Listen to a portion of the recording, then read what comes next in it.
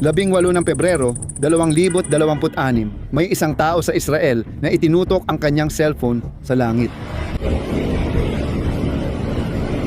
Ang eroplanong ito ay hindi isang fighter jet, hindi ito nagdadala ng bomba, hindi ito nagpapaputok ng kahit ano. Iba ang ginagawa nito. At dahil doon, mas nakakabahala itong makita doon. Dahil nakikita niya ang lahat sa paligid ng daan-daang kilometro, kinokonekta niya ang lahat ng ibang eroplano sa isa't isa. Kinokoordina niya ang daan-daang piloto ng sabay-sabay sa iba't ibang lugar na parang isa lang sila. Ito ang utak ng malaking operasyong panghimpapawid at tanging sa malalaking plano lang nagpapadala ng ganitong eroplano ang Estados Unidos. Hindi noon, hindi pagkatapos, kundi ngayon. At hindi lang ito isang eroplano. Dalawa sila, magkasabay na lumilipad papunta sa Prince Sultan Air Base sa Saudi Arabia. Ito ang E-3 Sentry.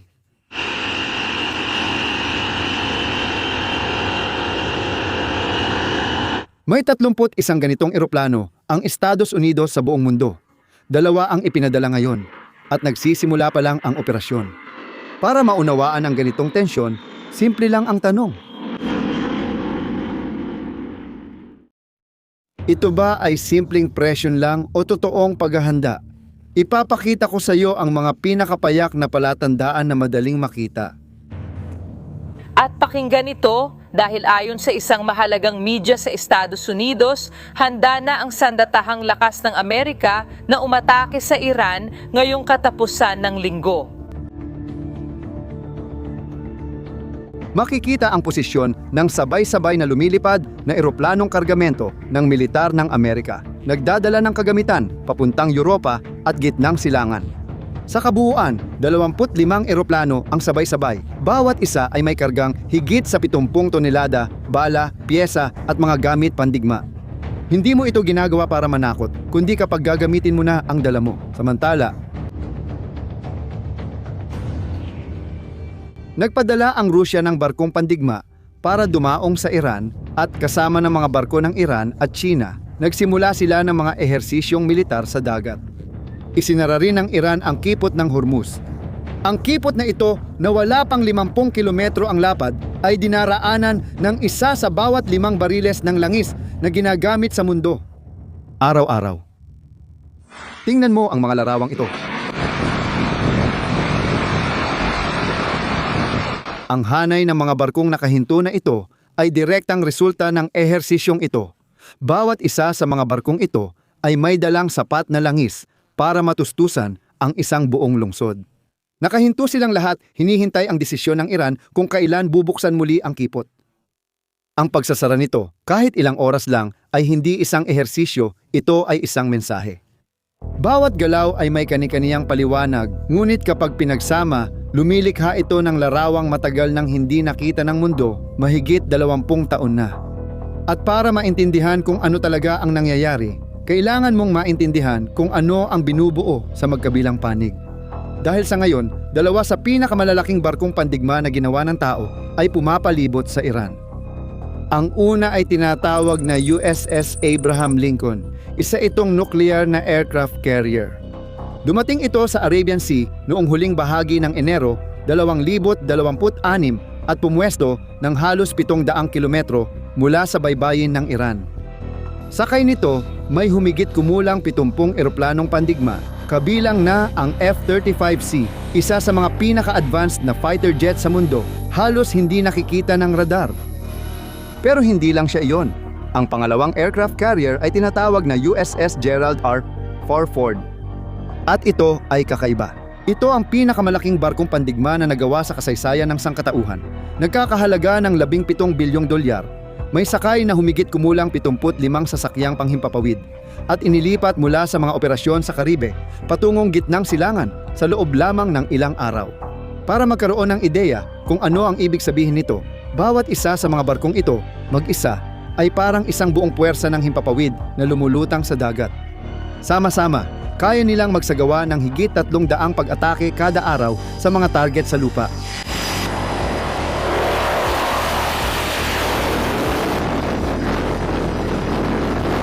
Pero sandali lang, dahil hanggang ngayon, Ang nakita mo lang ay ang bahagi na gusto ng Estados Unidos na makita ng Iran. Ang ipapakita ko sa iyo ngayon ay ang bahagi na hindi nila ipinapaalam. At ito mismo ang bahagi na nagpapaliwanag kung bakit ang puwersang ito ay kakaiba sa kahit anong naipon noon. Sa mga base militar sa Jordan, naitala ang 24 na F-15E na fighter jets na handang mag-operate at mahigit 30 F-35A na fighter jets na paparating pa lang. Bukod pa rito, ang mga F-22 Raptor na pinaka-advanced na fighter jets sa buong mundo ay ipinadala mula sa mga base sa Estados Unidos. Sa loob lang ng isang linggo, 50 fighter jets ang tumawid ng karagatan papunta sa rehiyon. At ang mga tanker plane, yung nagre-refuel ng ibang eroplano habang nasa ere, ay inilipat sa record na dami. At gusto mong malaman kung bakit mahalaga yon? Dahil ang mga tanker plane ang nagdidikta kung gaano kalayo at katagal pwedeng tumagal ang operasyon sa himpapawid. Kung wala sila, agad babalik sa base ang fighter jet. Kung meron, pwedeng tumagal ng ilang linggo ang operasyon. At may isa pang bahagi sa palaisipan na to na hindi napansin ng karamihan ng tao. Ang Diego Garcia ay isang isla ng Britanya sa gitna ng Indian Ocean, maliit, malayo, at halos hindi kilala ng karamihan ng tao. Sa estratehikong pananaw, isa ito sa pinakamahalagang base militar sa mundo. Sa mga nakaraang buwan, ang dami ng mga eroplanong pangkargo na dumarating sa Diego Garcia ay tumaas ng malaki. At doon, nakaistasyon, may mga B-2 Spirit na bombarderong eroplano, mga eroplanong kayang tumawid ng mga karagatan nang hindi natutukoy ng radar at may dalang isang partikular na bomba na ginawa mismo para sa ganitong sitwasyon. Ang bombang ito ay tinatawag na GBU-57. Tumitimbang ito ng 14 na tonelada at ginawa para sa iisang layunin: sirain ang mga malalalim na bunker na itinayo ng Iran para protektahan ang kanilang nuclear program. At sa ilalim ng ibabaw ng dagat, ang mga submarino ng Amerika ay nakapwesto malapit sa teritoryo ng Iran. Bawat isa ay may dalang 2 dosenang cruise missile na handang iputok. Kaya ang binubuo dito ay hindi isang pagpapakita ng lakas. Kumpletong estruktura ito ng kampanya militar. May mga eroplano para sirain ang depensang panghimpapawid at misil, bomber para sa underground nuklear na pasilidad, submarino para sa unang atake, at barko bilang suporta sa loob ng ilang linggo. Huling nagtipon ang Estados Unidos ng ganitong puwersa sa rehiyon noong 2003, bago ang pagsalakay sa Iraq. Alam mo ba kung bakit nila dinala ang arsenal sa gitnang silangan? Naalala mo ba noong Hunyo ng nakaraang taon nang biglang umatake ang Israel sa mga nuclear at military facility ng Iran? 12 araw ang itinagal ng operasyon. Pumasok ang Estados Unidos sa labanan noong ika-21 ng Hunyo, gamit ang mahigit sa 125 eroplano, kabilang na ang mga B-2. May dala silang mga bombang may bigat na 14 na tonelada, na partikular na ginawa para sirain ang mga malalalim na bunker. Pagkatapos ay idineklara ni Trump na lubusang nawasak ang mga pasilidad, ngunit hindi iyon ang tunay na nangyari. Nagdulot ng gulat ang resulta ng pagsusuri pagkatapos ng pag-atake. Ilan sa mga bomba ay hindi sumabog, nanatiling nakabaon sa ilalim ng lupa nang hindi sumasabog. May mga silid sa ilalim ng lupa na nakaligtas, at ang mga sentripuga ay patuloy na gumana sa mga lugar na dapat sana ay nawasak. Hindi naging sapat ang pinakamalaking operasyong militar ng Amerika sa gitnang silangan sa loob ng maraming taon. Buster bombs and tomahawks launched by a submarine. Naintindihan ng Iran ang tunay na ibig sabihin nito. Kung umatake ang Estados Unidos gamit ang lahat ng meron sila at nabigong tapusin ang trabaho, ibig sabihin mas matibay ang programang nuklear ng Iran kaysa sa inamin ng kahit sino sa publiko. Hindi umatras ang Iran at muling itinayo ang lahat. Sa ilang buwan lang, nakabawi na ang ballistic missile program. Ayon sa mga pagtataya ng mga analis ng militar ng Israel, maaaring muling magkaroon ang Iran ng humigit kumulang 1,000 at 800 hanggang 2,000 ballistic missiles sa loob lamang ng ilang linggo. Bumalik sila sa dating antas bago ang labanan. Kaya, ang pag-atake noong 2025 ay hindi nalutas ang problema. Nagbigay lang ito ng kaunting dagdag na oras. Ngayon, alam ng nagplano ng bagong puwersa na hindi na niya uulitin ang dating pagkakamali. Kaya bumalik ang mga B-2 bomber sa Diego Garcia. Kaya nandoon ulit ang mga bomba at kaya mas malaki, mas kumpleto at mas handa ang puwersa para sa mas mahabang operasyon kaysa noong nakaraang taon. Ngunit may kulang pa sa kwentong ito, ang takdang panahon. Noong ika-11 ng Pebrero, 2026 nag-anunsyo ang presidente ng Estados Unidos. Ayon sa kanya, may 10 hanggang 15 araw ang Iran para tapusin ang kasunduang nuklear. Nang tanungin kung ano ang mangyayari kapag lumampas ang deadline ng walang kasunduan, sinabi niyang may masamang mangyayari. At nang pinilit siyang ipaliwanag kung ano ang mga masamang iyon, tumanggi siyang sumagot. Sinabi mo ngayong araw na may masamang mangyayari sa Iran kung hindi ito makikipagkasundo. Ano ibig sabihin nito? Hindi ko pag-uusapan yan sa'yo. Sige, maaari mo bang sabihin sa akin kung ano ang layunin kung magkakaroon ng pag-ataking militar mula sa Estados Unidos sa Iran? Magkakaroon tayo ng kasunduan sa kahit anong paraan.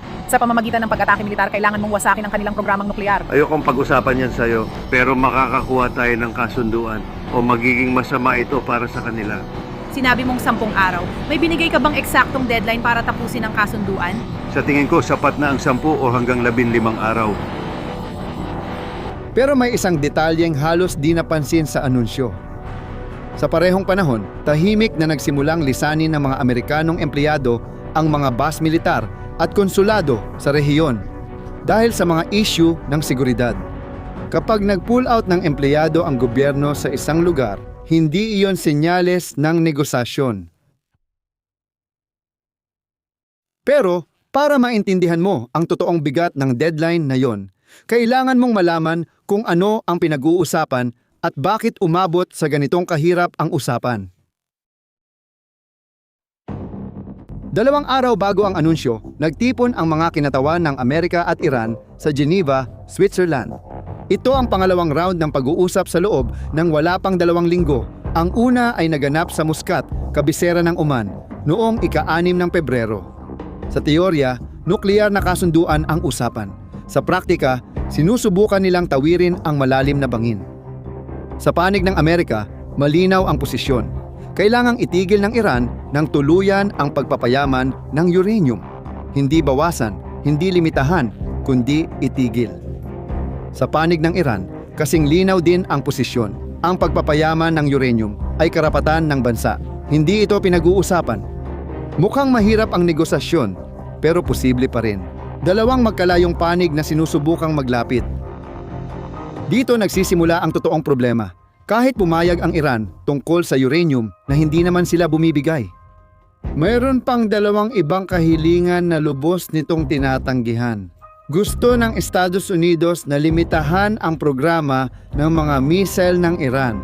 Sabi ng Iran, ang mga missile ay usapin ng depensa ng bansa at wala itong kinalaman sa programang nuklear.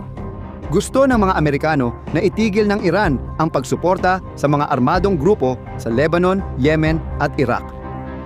Sabi ng Iran, hindi ito bahagi ng anumang negosasyon.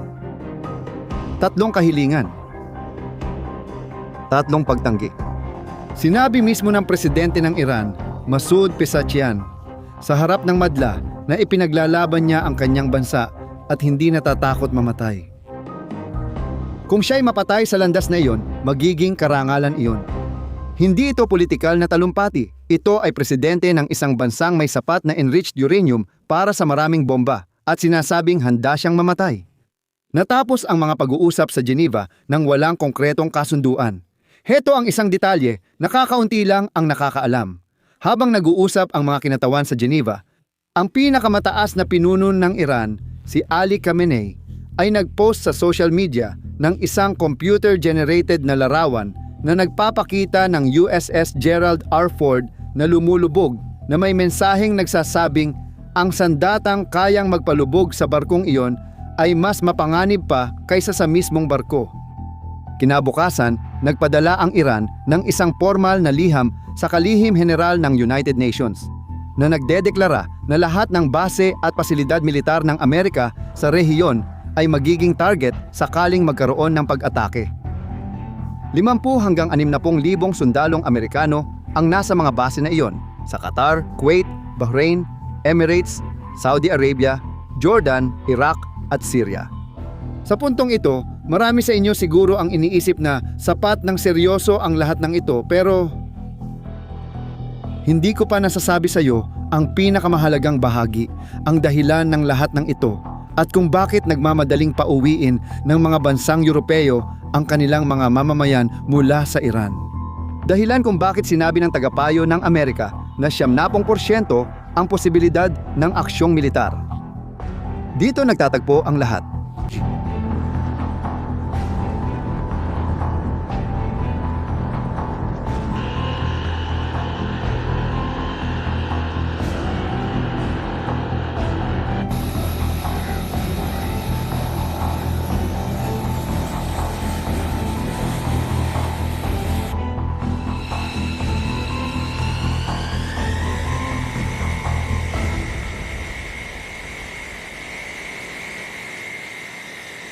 Isipin mong lahat ng nakita mo, 2 aircraft carrier, mga cargo plane na tumatawid ng karagatan, mga bomber sa Diego Garcia, palugit na 10 hanggang 15 araw, negosasyong walang kasunduan at mga missile na muling binubuo. Umiiral ang lahat ng ito dahil sa isang katotohanang hindi na kayang baliwalain. Ayon sa pagsusuri ng mga analyst at ng mismong International Atomic Energy Agency, ang Iran ay mayroon pa ring sapat na enriched uranium sa ngayon para makagawa ng maraming nuclear bomb, hindi sa hinaharap. Ngayon, ang kulang na lang ay ang huling yugto, gawing isang sandatang handa nang gamitin ang uranium na yon. Pero umiiral na ang teknikal na kaalaman para dito. Bawat linggong lumilipas na walang tugon ay nagpapaliit sa agwat na iyon. Iyan ang dahilan kaya sinasabi ng mga analyst at siyentipiko na mas malapit tayo sa pag-atake kaysa dati. Halos handa na ang bomba ng Iran, nakaposisyon na ang puwersa ng Estados Unidos. At mayroong isang deadline na papalapit na at ang oras, tumatakbo na. Sa palagay mo ba, tatanggapin ng Iran ang isang kasunduan bago matapos ang deadline? O makakarinig ba tayo ng balita tungkol sa mga pag-atake sa lalong madaling panahon? Ilagay ang opinyon mo sa komento. Gusto kong malaman ang opinyon mo. Kung nakatulong ang video para maintindihan ang nangyayari, ibahagi ito sa iba na dapat ding makaalam. Kung di ka pa nakasubscribe, mag-subscribe ka na. Marami pang ganitong content ang darating. Kita-kits sa susunod na video.